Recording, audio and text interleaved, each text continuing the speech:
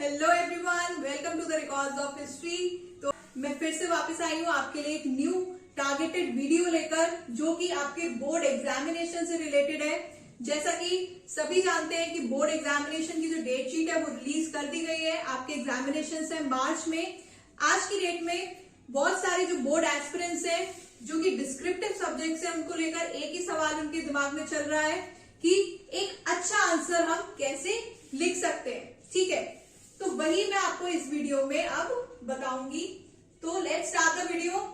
सबसे इंपॉर्टेंट चीज जो है वो आपकी क्या है, पॉइंट वर्सेस पैराग्राफ। आपको एक कंफ्यूजन होगा कि मैं आंसर पॉइंट में लिखूं या फिर पैराग्राफ में लिखूं। देखो, आप आंसर किसी भी फॉर्मेट में लिख सकते हो, लेकिन अगर आप आंसर लिखोगे पॉइंट फॉर्मेट में तो वो जो एग्जामिनर है उनके लिए क्या हो जाएगा, ईज हो जाएगा आपका क्वेश्चन पेपर चेक करने में। जैसे कि आप जानते हो बहुत सारे क्वेश्चन पेपर्स चेक करने होते हैं, आंसर शीट चेक करनी होती है, तो उनका जो अगर आप आंसर पॉइंट में लिखोगे तो उनका जो स्ट्रेस लेवल है वो भी कम रहेगा। ठीक है, और जब आप किसी पैराग्राफ में आंसर लिखते हो ना, आप जो अपनी पूरी प्रेम कथा लिख के आते हो, आप सोचते हो कि एग्जामिनर को आप ढूंढो हमने कहा क्या लिखा है, तो उससे बेटर रहता है कि आप पॉइंट फॉर्मेट में आंसर्स को लिखो। ठीक है, और नेक्स्ट आपका जो पॉइंट होता है वो आता है आपका हाईलाइटिंग द इंपॉर्टेंट पॉइंट्स। ये आपको सब लोग नहीं बताएंगे। तो आपको क्या करना है, आपको जब आप पॉइंट्स में आंसर लिखते हो उसके बाद आपको क्या करना है, जितने भी उसमें इंपॉर्टेंट पॉइंट आ रहा है, जो भी इंपॉर्टेंट वर्ड्स आ रहे हैं, ठीक है, उन्हें आपको क्या करना है, हाईलाइट करके आना है, अंडरलाइन करके आना है। ये सब बच्चों को नहीं पता होगा, तो अगर आप करके आओगे तो आपका जो पेपर है वो अलग से ही क्या हो जाएगा, इम्पैक्टफुल हो जाएगा। किसके लिए, एग्जामिनर के लिए। उसको बिल्कुल भी मेहनत नहीं करनी पड़ेगी एग्जामिनर को कि वो आपका पूरा पेपर पढ़े, पूरे पॉइंट्स पढ़े। वो आपके हाईलाइटेड पॉइंट्स देख के ही समझ जाएंगे कि आपको आंसर की कितनी नॉलेज है। ठीक है, तो फॉर एग्जाम्पल मैंने एग्जाम्पल के लिए यहाँ पर एक क्या लिखा है, आपके लिए क्वेश्चन लिखा है, जैसे कि what was the Maurya system of administration. Just suppose आपके एग्जाम में क्या आया, ये क्वेश्चन आया और ये आपको लिखना है, एक लॉन्ग आंसर लिखना है जो कि 5 या 6 मार्क्स का होगा। ठीक है, अब आप इस आंसर को अटेम्प्ट कैसे करेंगे। जस्ट सपोज कि जो मौर्य, सबसे पहले आपको क्वेश्चन में क्या देखना है कि ये किस टॉपिक से रिलेटेड है। तो ये किस टॉपिक से रिलेटेड हो गया, आपका मौर्य एम्पायर से, जो कि हमारे हिस्ट्री में क्या है, एक सबसे बड़ा एम्पायर रहा है। अब आप इसका जो फर्स्ट पॉइंट मेंशन करेंगे वो क्या करेंगे, इंट्रोडक्शन।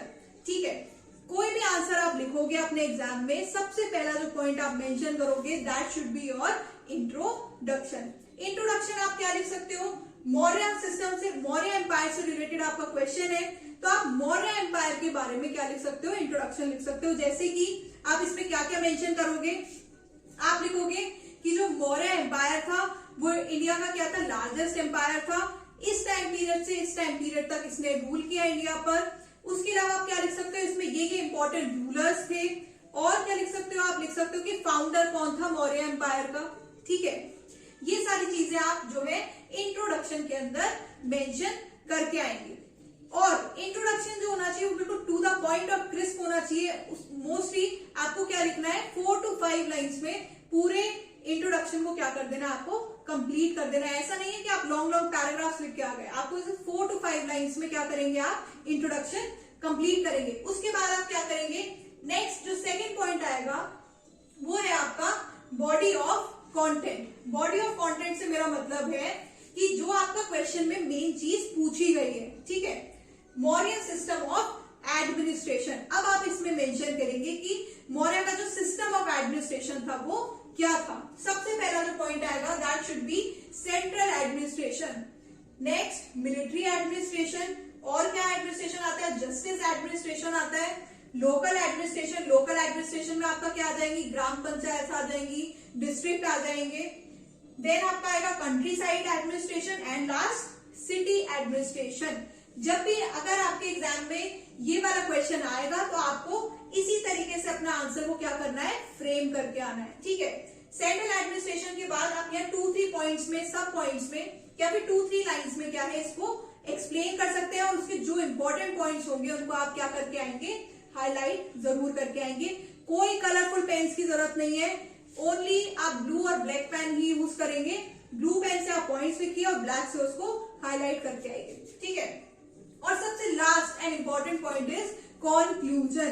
कॉन्क्लूजन आप जरूर लिखकर आएंगे एग्जाम के अंदर। ये सब जो चीजें मैं आपको बता रही हूँ, ये जरूर नहीं है कि हर बच्चे को पता ही हो, ठीक है। तो अगर आपको अपना पेपर में डिफरेंस क्रिएट करना है बाकी बच्चों से और एग्जामिनर के लिए डिफरेंस क्रिएट करना है कि आपका जो पेपर है वो एक पॉजिटिव साइड दिखाए एग्जामिनर को, कि वो देखते ही बिल्कुल आपका आंसर खुश हो जाए कि अरे इस बच्चे ने तो प्रॉपर एक फॉर्मेट में आंसर दिया है, तो आपको इसी तरह से अपना आंसर जो है फ्रेम करके आना है, ठीक है। सबसे पहले आप इंट्रोडक्शन लिखेंगे, then body of the content में आपका जो पूछा गया है वो आप लिखेंगे, उनको हाईलाइट करके आएंगे। लास्ट कंक्लूजन, कंक्लूजन पे आपको छोटा ही लिखे आना है, 4 to 5 लाइंस में कंप्लीट कर देना है, ठीक है। तो ये थी आज की वीडियो। अगर आप चाहते हैं कि मैं इस पूरे का आपको प्रॉपर लिखकर फॉर्मेट दूं कि इंट्रोडक्शन में आप कैसे प्रॉपर लिख सकते हैं, ये सारे पॉइंट्स का एक्सप्लेनेशन मैं पूरा आपको लिखकर दूं, तो आप मेरे को कमेंट आप मेरे को करो, ठीक है। मैं आपको पूरा एक ऐसे ही फॉर्मेट बनाकर जो है दूंगी। और अगर आप चाहते हो कि मैं इस फॉर्मेट पे पूरी एक और वीडियो बनाऊं, तो आप वो भी मुझे कमेंट में बता सकते हैं। और आपको कोई भी क्वेरी है रिगार्डिंग हिस्ट्री सब्जेक्ट या फिर आपको जानना है कुछ बोर्ड एग्जामिनेशन से रिलेटेड, तो आपके कुछ भी डाउट्स है आप मुझसे जो है इस वीडियो के कमेंट बॉक्स में पूछ सकते हैं। Thank you for watching.